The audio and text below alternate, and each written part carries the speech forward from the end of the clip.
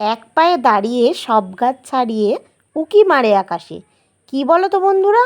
হ্যাঁ হ্যাঁ, ঠিকই বলেছ, তাল গাছ।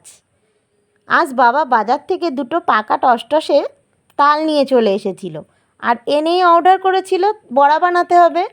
তো তার কথা মতো তাল দুটোকে ভালো করে চটকে চটকে তালের গায়ের থেকে সমস্ত রস বার করে নিলাম একটা পাত্রে।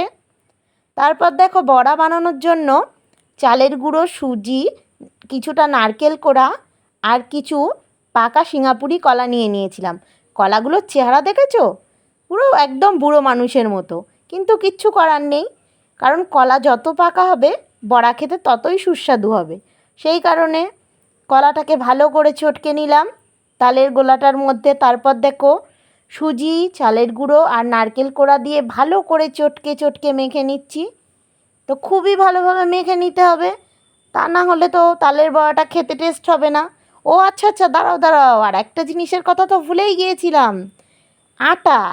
এর মধ্যে কিন্তু কিছুটা আটা দিতে হবে, আটা না দিলে কিন্তু বড়াটা আকৃতিই নেবে না। তাই একটু আটা দিয়ে আবার ভালোভাবে মেখে নিলাম। খুব সুন্দরভাবে চটকে চটকে মেখে নিতে হবে।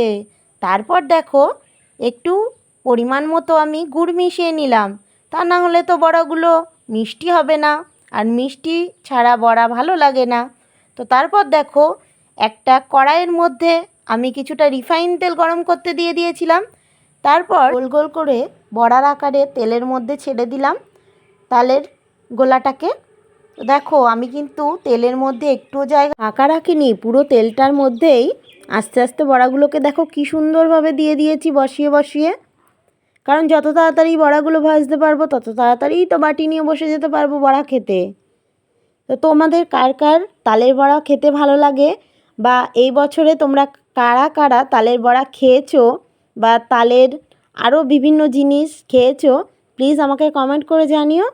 দেখো, তোমাদের সাথে গল্প করতে করতে তালের বড়াগুলো তো আমার ভাজা হয়ে গেল। তো মাঝে মধ্যে একটু উল্টে দিয়েছিলাম, তা না হলে বড়ার ভেতরটা কাঁচা থাকে। তো দেখো, বড়াগুলো খুব ভালোভাবে টোপর টোপরভাবে ফুলে গেছে। আর তারপরে টেবিলে নিয়ে চলে আসলাম ঠান্ডা করতে দেওয়ার জন্য। দেখো, তোমাদেরকে কাছ থেকে দেখাচ্ছি বড়াগুলো কত সুন্দর রং নিয়েছে, খেতেও হয়তো সুন্দর হবে। তো একটা কথা আছে, তালের বড়া খেয়ে নন্দ নাচে। নন্দ মানে আমরা সবাই জানি গোপাল ঠাকুর।